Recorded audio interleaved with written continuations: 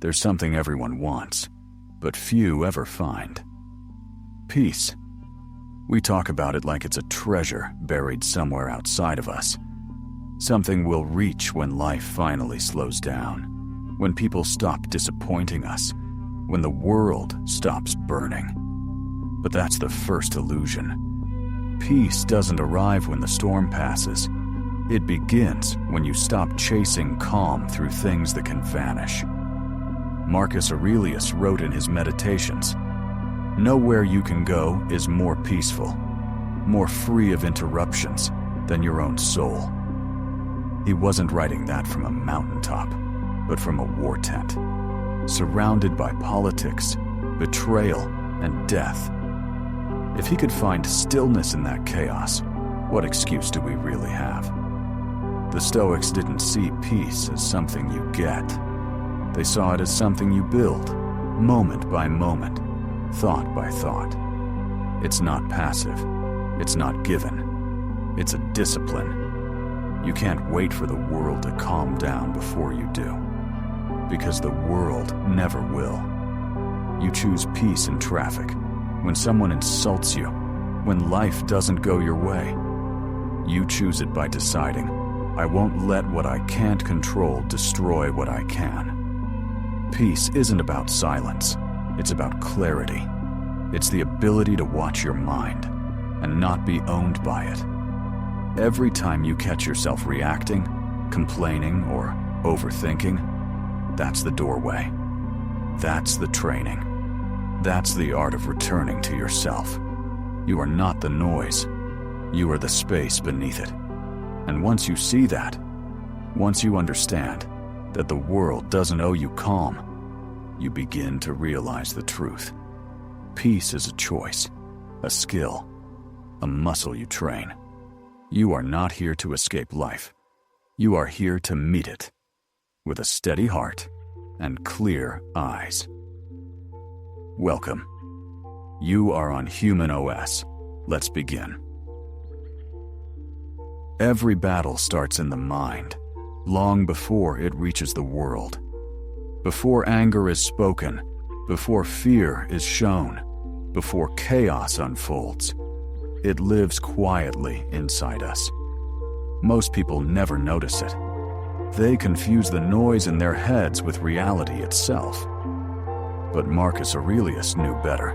He wrote, "You have power over your mind, not outside events. Realize this, and you will find strength." That sentence holds the entire foundation of Stoic peace. Not a soft, spiritual calm, but a warrior's calm.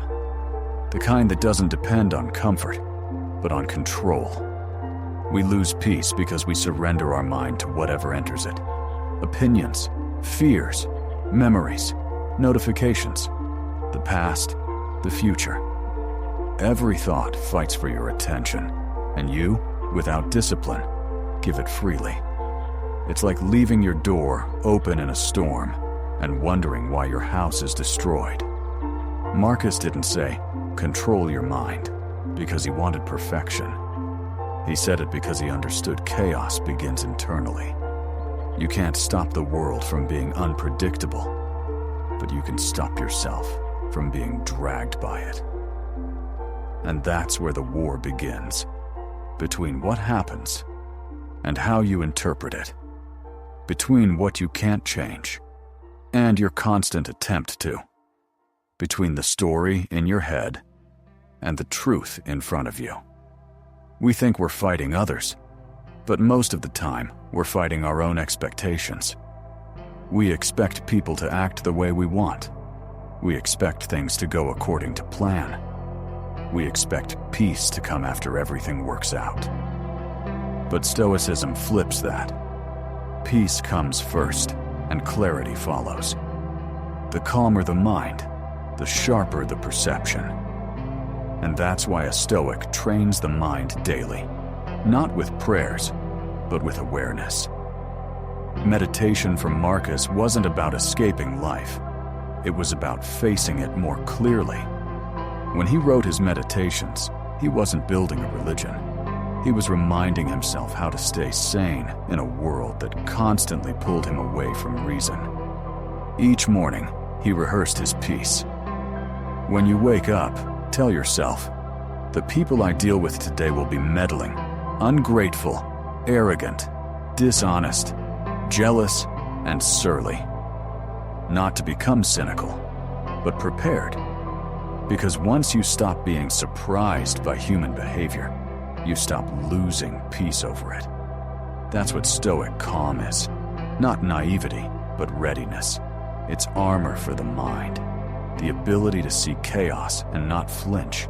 To say, this too is part of nature, and continue doing what must be done.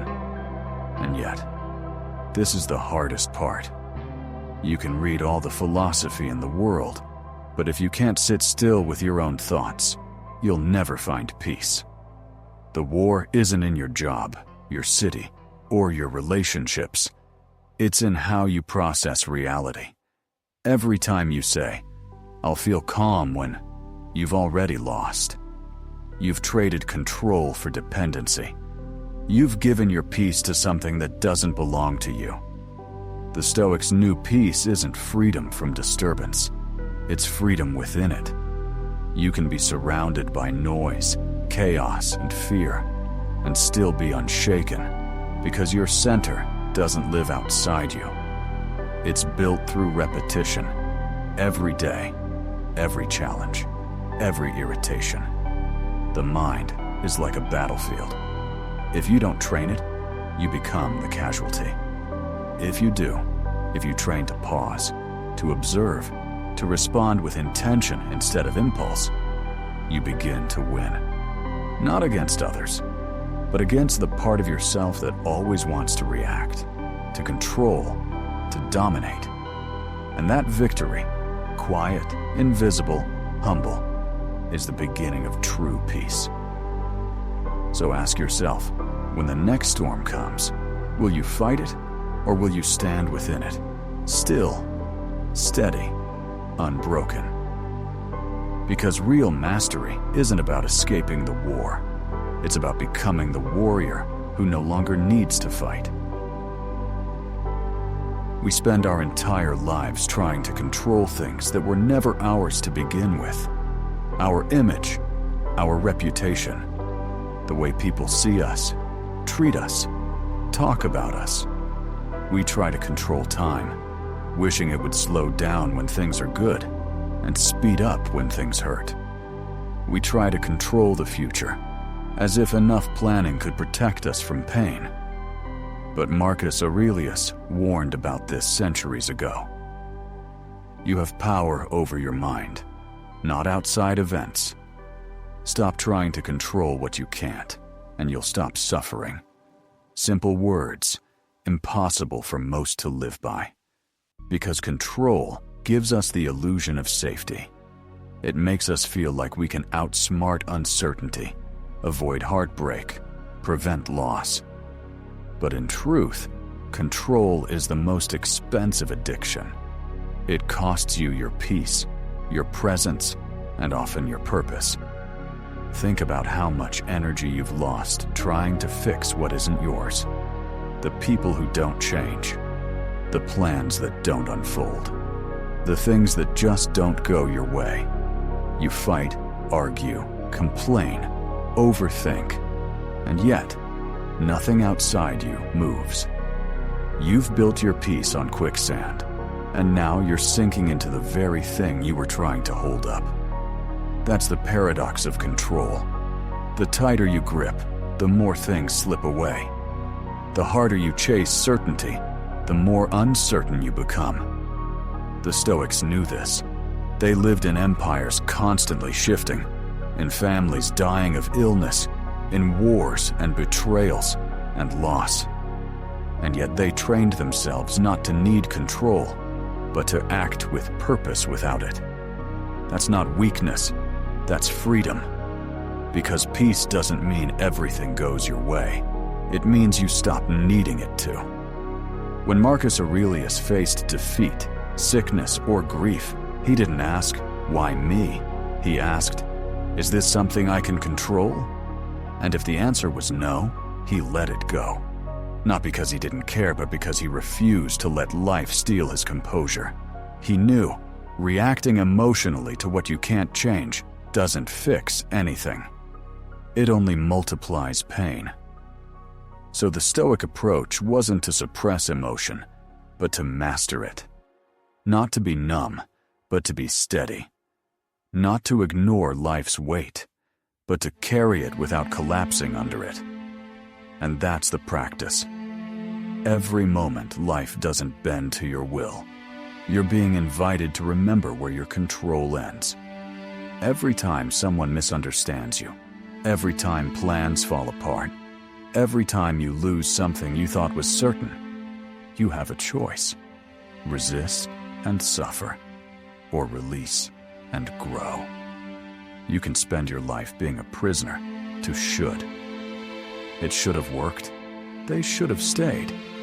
This shouldn't have happened. Or you can wake up to what is. The Stoics trained for that awakening, through reflection, through stillness, through awareness. They practiced amor fati, the love of fate. Not just accepting what happens, but loving it as a part of the greater design.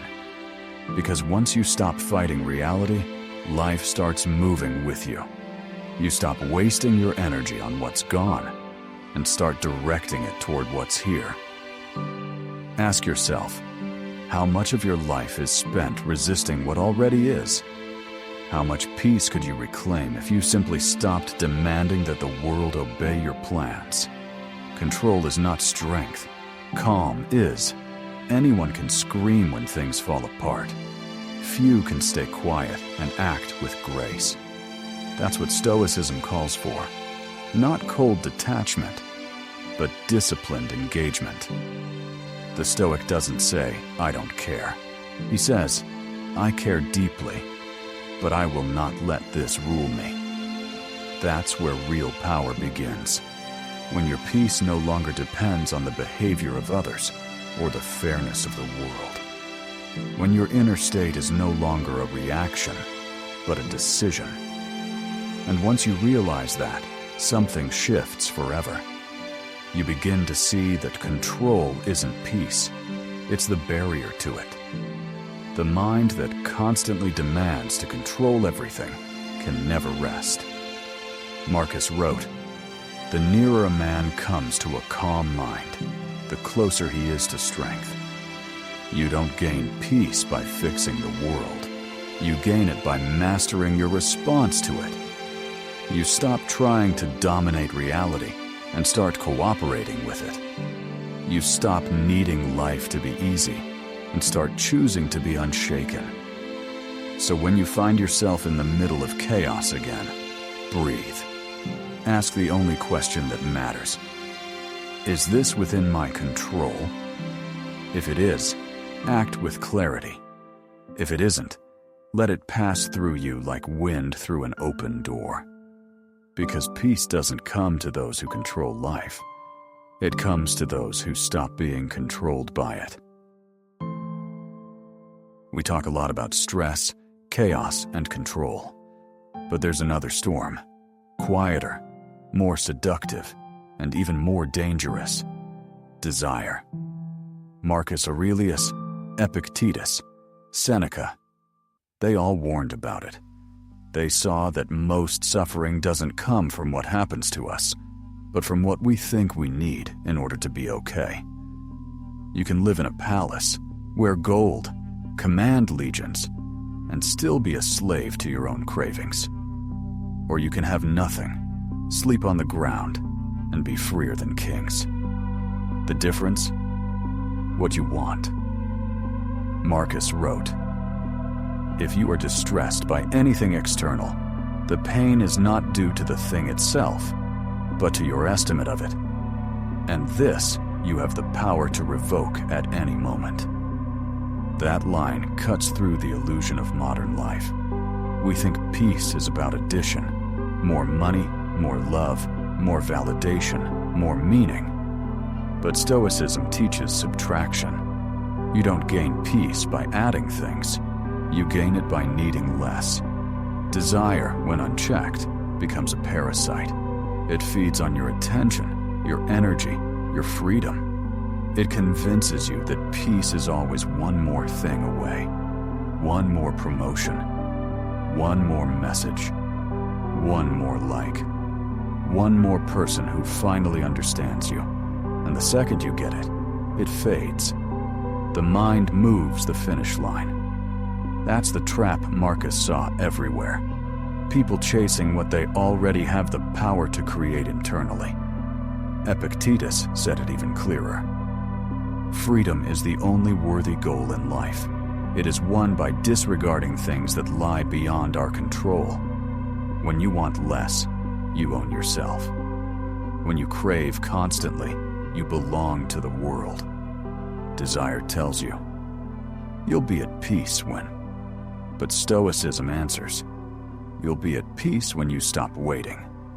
That's the art, to remain whole while the world tries to make you believe you're missing something. To stop bargaining with reality. I'll be calm when she loves me. I'll be happy when I succeed. I'll rest when I've proven myself. You can chase those sentences for a lifetime and still feel hollow when you finally get there. The Stoics understood that craving anything you can lose is a form of self-sabotage. Because when your happiness depends on fragile things, other people's moods, the market, approval, youth, health, you're building your peace on sand. Marcus didn't reject pleasure. He rejected dependence. He knew that anything you can't live without owns you. So he trained to want less, not because he hated the world, but because he wanted to love it without chains. Think about how much of your anxiety is born, not from pain, but from desire. From wanting things to be different. From wishing life would move at your pace. From expecting people to behave the way you think they should. It's heavy, isn't it? That constant tug, the if-only loop that never ends. If only I were there. If only they saw my worth. If only I had more time. That's the weight of desire, and the only way to drop it is to see it clearly for what it is. A mental illusion. The mind says, I'll rest when I have everything I want. The Stoic replies, I'll rest when I stop wanting everything. It's not about becoming cold or indifferent. It's about becoming complete. You can still enjoy beauty, success, and connection, but without kneeling to them, without letting them define your state of mind. Seneca wrote, no man is free who is a slave to his body. But today, we might say, no one is free who is a slave to their wants. Desire is the invisible leash that pulls your mind from the present. It tells you peace is somewhere else, never here. But the truth is brutal and simple. If you can't find peace now, you won't find it later either. The world will never stop tempting you. It will promise happiness through achievement, pleasure through purchase, peace through distraction. And every time you fall for it, your peace gets auctioned off a little cheaper. But the Stoic sees through the noise. He doesn't fight desire by hating it. He dissolves it by understanding it. He sees that the thrill of getting fades faster than the suffering of wanting. And so, he steps out of the cycle entirely. That's what inner freedom really means. Not apathy, but sovereignty. Not living less, but living unchained. Marcus wrote to himself, not to preach, but to remember. Ask yourself at every moment, is this essential? Am I doing this because it's right, or because it feeds my ego? These are the questions that free you. Not philosophy as decoration, but philosophy as surgery, removing what poisons your peace. Desire will whisper that peace is too quiet, too boring, too small. It will tell you you're missing out. But that whisper fades when you finally learn the sound of your own stillness. Because peace isn't found in satisfying every craving. It's found in no longer needing to. The world will keep spinning. You'll lose things. You'll win others. But through it all, you'll remain whole. Because you no longer belong to the cycle of wanting and regret. And that's when peace stops being a mood and becomes your nature. Most people think stillness means doing nothing. They picture monks sitting in caves, eyes closed, far away from life. But for the Stoics, stillness wasn't an escape. It was training. Not a retreat from the world, but a return to what's real. Marcus Aurelius led armies, managed an empire, faced plagues, betrayals, and war. And yet, in the middle of that chaos, he wrote about stillness. Nowhere you can go is more peaceful, more free of interruptions than your own soul. Retreat into it often. He didn't mean run away. He meant pause, observe. Step back from your mind before your mind drags you somewhere you don't want to go. Stillness isn't about stopping movement. It's about moving intentionally. It's the art of acting without frenzy, of thinking without spiraling, of responding without rage. It's what separates reaction from mastery. Because the truth is, life never stops testing you. The world doesn't care about your peace. It will pull you into noise, confusion, and urgency until you forget who you are. And if you don't practice stillness, you will mistake movement for progress, noise for meaning, and exhaustion for purpose. Marcus wrote his meditations not to impress, but to survive. Each sentence was a weapon against distraction. Each line a reminder to slow down before emotion hijacks reason. Because he knew, a restless mind is an untrained one. Look at your own life. How much time do you spend reacting? To messages, to thoughts, to fears? How often do you speak before thinking? Scroll before breathing? Judge before understanding? That's not living. That's being lived by your impulses. Stillness doesn't mean apathy. It means precision. It's the pause that turns instinct into wisdom. The moment between what happens and what you decide to do about it. Epictetus said, "When something happens, the only thing in your power is your attitude toward it. You can either accept it or be disturbed by it." And that choice, that single space of stillness, is where peace lives. The Stoics practiced this discipline daily. They journaled, they reflected. They sat in silence to watch their own minds, like soldiers studying the battlefield. Not to escape reality, but to master their place within it. Stillness isn't built in grand gestures. It's forged in small pauses. When someone offends you and you don't bite back. When plans fail and you don't curse fate. When you breathe instead of react. That's the training. Because the goal isn't to remove emotion, it's to refine it. A calm person doesn't feel less. They simply aren't owned by what they feel. Modern life worships speed. Faster work, faster validation, faster pleasure. But what the Stoics knew is that stillness is where strength regenerates. Without it, your actions become hollow. Endless movement with no direction. To act well, you must first be still inside. To think clearly, you must stop drowning in thoughts. To speak truthfully, you must quiet the noise long enough to hear it. That's why Stoicism isn't cold. It's clear. Stillness isn't detachment. It's control. It's what allows you to walk through madness without becoming mad yourself. The discipline of stillness is simple but brutal. You don't get to react just because you feel like it. You don't get to speak just because you have words. You don't get to move just because you're restless. You pause, you breathe, you decide. because the mind, left unchecked, becomes the greatest source of chaos.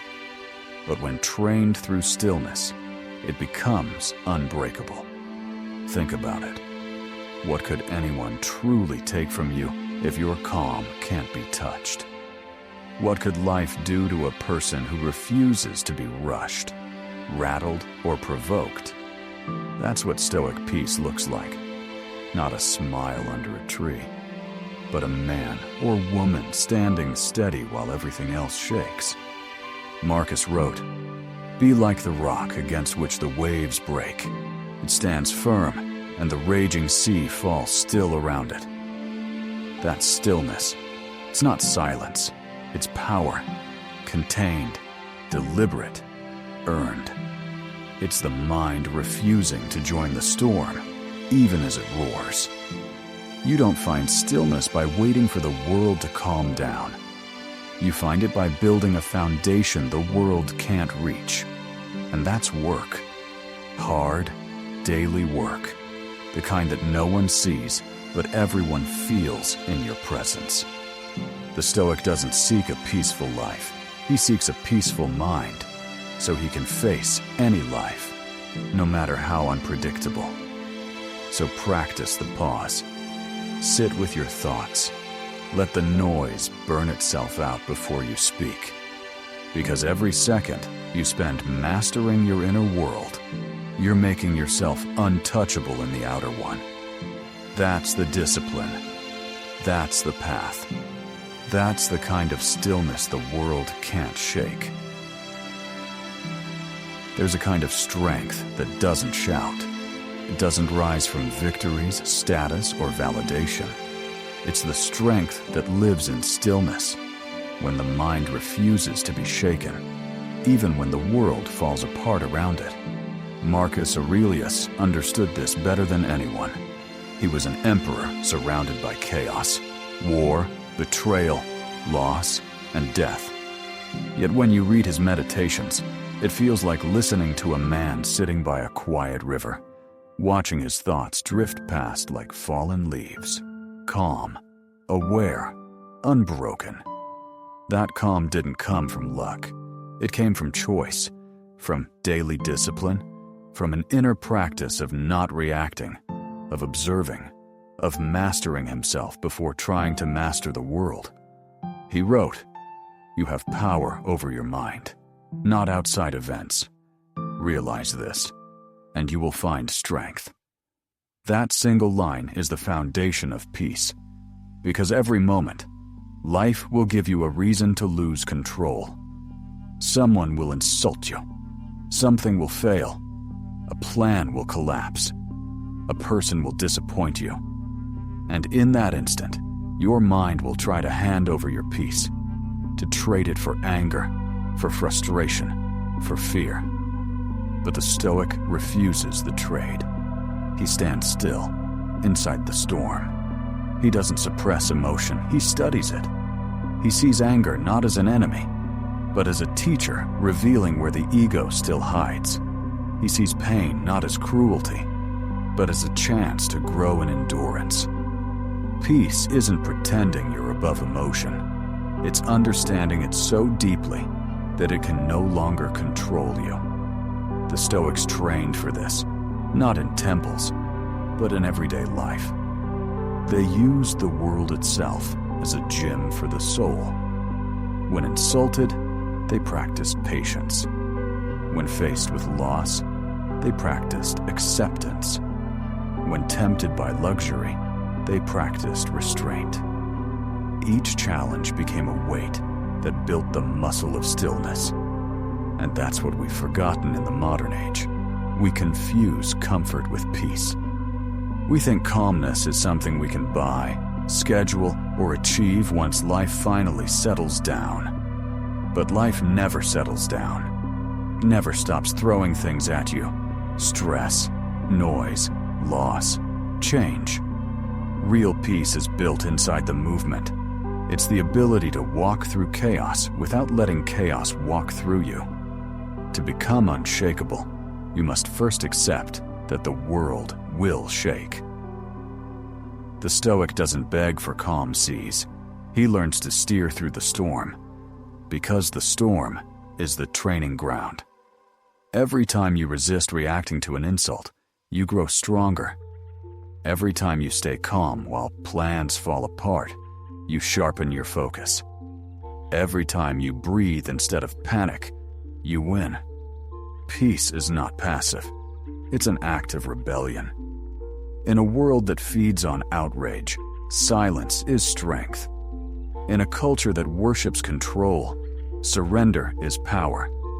When you stop letting external events dictate your inner state, you become untouchable. Marcus Aurelius lived through plague, death, and betrayal, yet he wrote with serenity, because he realized the world's chaos is not a threat when your mind is trained. You can't stop the wind, but you can adjust your sail. You can't choose the events, but you can always choose the response. And that's what freedom truly is. Not the ability to escape what happens, but the ability to stay calm, clear, and compassionate while it happens. Peace isn't the absence of noise. It's the skill of hearing it without losing your center. It's when you stop expecting life to be easy and start choosing to remain steady. That's the art the Stoics mastered.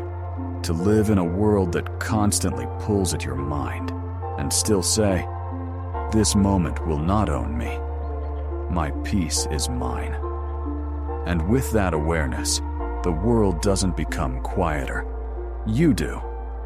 And in that quiet, you finally find the strength you were chasing all along. At some point, you realize life isn't going to slow down for you. The world won't pause so you can catch your breath or wait until you feel ready. It keeps moving. People change. Plans fail. Moments disappear. And if you keep waiting for calm to arrive, you'll spend your life waiting. That's why the Stoics never asked for peace. They chose it. Every single day. Marcus Aurelius woke up to war, sickness, politics, betrayal, and still began his morning with silence. He didn't pray for things to go his way. He reminded himself, "Today, I will meet ungrateful, arrogant, deceitful people." And then he decided, "But none of them can harm me unless I let them." That's the essence of peace. It's not something life gives you. It's something you build, moment by moment, thought by thought, breath by breath. Peace is a discipline. It's what happens when you stop feeding your anger, when you stop trying to control everything, when you stop arguing with what already is. The Stoic doesn't fight reality. He cooperates with it. He sees the chaos, accepts it, and then asks, "Now that this has happened, what's the best thing I can do?" That question changes everything, because it turns you from a victim into a creator. It gives you back your power, not over events, but over yourself. Most people spend their lives chasing control of others, of outcomes, of time. And yet, the only true control you ever have is over your own state of mind. When you master that, the world loses its hold on you. Peace doesn't mean indifference. It doesn't mean you stop caring. It means you care wisely. You focus your energy only where it matters, and you let go of the rest. That's what it means to live like a Stoic in the modern world. To be soft in heart, but sharp in mind. To face difficulty without bitterness. To love without attachment. To walk through chaos and still move with grace. Marcus wrote, "If you are distressed by anything external, the pain is not due to the thing itself, but to your estimate of it. And this you have the power to revoke at any moment." That's it. The switch is in your hands. You can choose peace in the middle of noise. You can choose clarity in the middle of confusion. You can choose stillness even as the world shakes around you. Because peace isn't a gift. It's a skill. It's a choice. And the more you choose it, the stronger it becomes. So when life tests you next time, when things don't go your way, when someone pushes your buttons or breaks your plans, pause, breathe, smile quietly like Marcus might have, and remind yourself, the world doesn't owe me peace. I owe it to myself. And in that single moment, you stop being at the mercy of the world and start mastering it. Because calmness isn't weakness, it's command, it's power restrained, it's clarity chosen over chaos. That's the true Stoic art of living. To walk through fire and remain cool. To lose everything and stay whole. To face life as it is and still whisper, I am free. I am calm, and nothing can take that from me.